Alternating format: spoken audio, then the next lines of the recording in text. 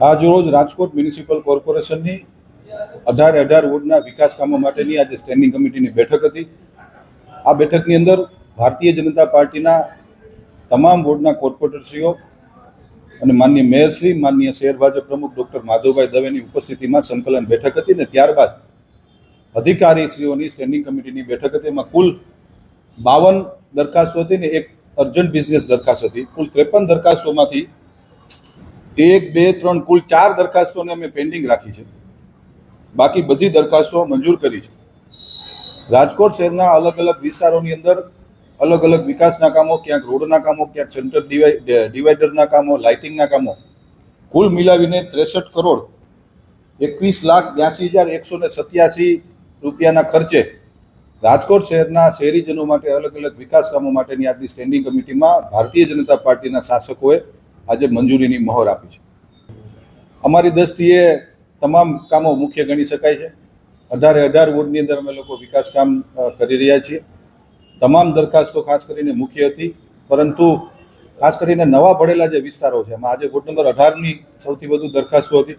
18 number ward એટલે કે નવો વોર્ડ ભરેલો છે અને રેવન્યુની દ્રષ્ટિએ પણ ખૂબ મોટો વોર્ડ છે, તો એમાં અલગ અલગ કુલ 6થી વધુ દરખાસ્તો વોર્ડ નંબર 18ની હતી।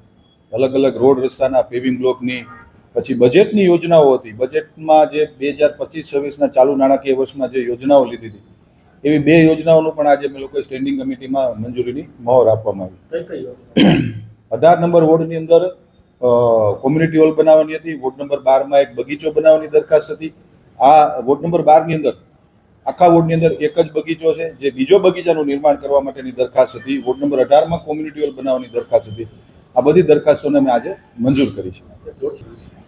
કોઈ પણ મહાનગરપાલિકા હોય છે તો એ ચાલતી હોય છે, વિકાસ કામો જે થતા હોય છે રાજ્ય સરકારના નાણાંથી ચાલતા હોય છે। સ્વર્ણિમની ગ્રાન્ટ હોય કે અમૃતની કેન્દ્ર સરકારની ગ્રાન્ટ હોય, ભારતીય જનતા પાર્ટીની સરકાર અમને પુષ્કળ પ્રમાણમાં વિકાસ કામો માટે પૈસા જ્યારે આપી રહી ત્યારે બીજા 150 ફૂટ રિંગ રોડ ઉપર 120 કરોડ રૂપિયા શહેરી વિકાસ વિભાગને અમે લોકોએ માંગ્યા છે।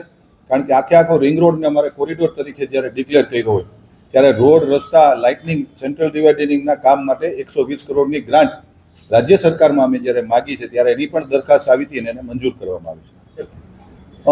ખાસ કરીને રાજ્ય સરકારે જે તમામ મહાનગરપાલિકાઓ, જિલ્લા પંચાયત, તાલુકા પંચાયતમાં જે પરિપત્ર દ્વારા સૂચના આપી છે કે 2 લાખની વસ્તી એક ફાયર સ્ટેશન બનાવવું છે, તેના ભાગરૂપે આપ જોઈ શકો છો મિત્રો કે દરેક સ્ટેન્ડિંગની અંદર ફાયરની 2 થી 3 દરખાસ્તો દર વખતે આવતી હોય છે। ફાયરના સાધનોને અને ફાયરને આધુનિક બનાવવા માટેની દરખાસ્ત હતી, એ પણ આજે અમે લોકોએ મંજૂર કરી છે। નારાજ નહોતા, એ તો રાજીપો હતો એનો કે આવતી વધુ દરખાસ્ત વોર્ડ નંબર 18માંથી આવેલી છે, રાજીપો હતો, નારાજ નહોતા। વોર્ડ નંબર 9ના કોઈ કોર્પોરેટર નારાજ નથી। સંકલન જ્યારે ભારતીય જનતા પાર્ટીની માનનીય શહેર ભાજપના પ્રમુખ ડૉક્ટર માધવભાઈ દવેની અધ્યક્ષસ્થાનમાં થતી હોય ત્યારે હળવા મૂડની અંદર અમે લોકો સંકલનમાં ચર્ચા કરતા હોઈએ છીએ, રાજકોટના વિકાસ કામોની વાત કરતા હોઈએ છીએ। સ્વાભાવિક છે કે આ પરંપરા રાજકોટ ભારતીય જનતા પાર્ટીની વર્ષોથી રહી છે કે શહેર ભાજપના પ્રમુખની અધ્યક્ષતાની અંદર સંકલન બેઠકની અંદર તમામ કોર્પોરેટરો પોતાના મુક્ત મને વિચારો મૂકતા હોય છે। ભારતીય જનતા પાર્ટીના કોર્પોરેટરો પોતપોતાના વિચારો મૂકતા હોય છે, ક્યાંક એના કામો થતા હોય છે, ક્યાંક કામો એના પેન્ડિંગ હોય છે, તો પ્રમુખશ્રી, મેયરશ્રી અને સ્ટેન્ડિંગ કમિટીના ચેરમેનશ્રીને એ લોકો રજૂઆત કરતા હોય।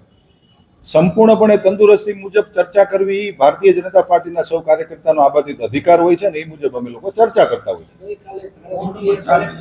હા, એ પણ રાજ્ય સરકારની સૂચનાઓ આવી હતી કે 3 ઝોનની અંદર વોકર ઝોન બનાવવાની, એની વોકર ઝોન બનાવવાની એજન્સી એના ટેન્ડરો થયા હતા, ટેન્ડર મુજબ કામ દેવામાં આવવાની જે દરખાસ્ત હતી એ પણ આજે મંજૂર કરી છે।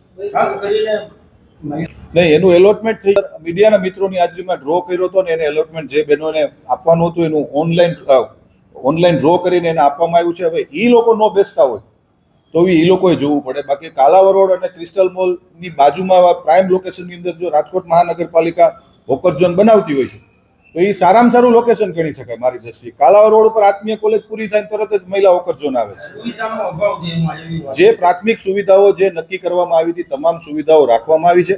જે બહેનોને અમે લોકોએ વોકર ઝોનનું ઓનલાઈન એલોટમેન્ટ થયું છે એ બહેનોને પણ અમારા દ્વારા બોલાવી એમને કઈ સુવિધાઓ જોઈએ છે એની પણ ચોક્કસ હું તમને ખાતરી આપું છું। સ્વાભાવિક છે કે પ્રજાની મિલકત છે, પ્રજા જ્યારે ચલાવતી હોય છે ત્યારે સ્વાભાવિકપણે કે એમને કાંઈ પ્રશ્ન હોય તો એનું પ્રશ્ન સાંભળીને એની કાંઈ સુવિધાઓ જોતી હશે તો વધુ સુવિધાઓ આપવામાં આવશે એવી હું ખાતરી પણ આપું છું।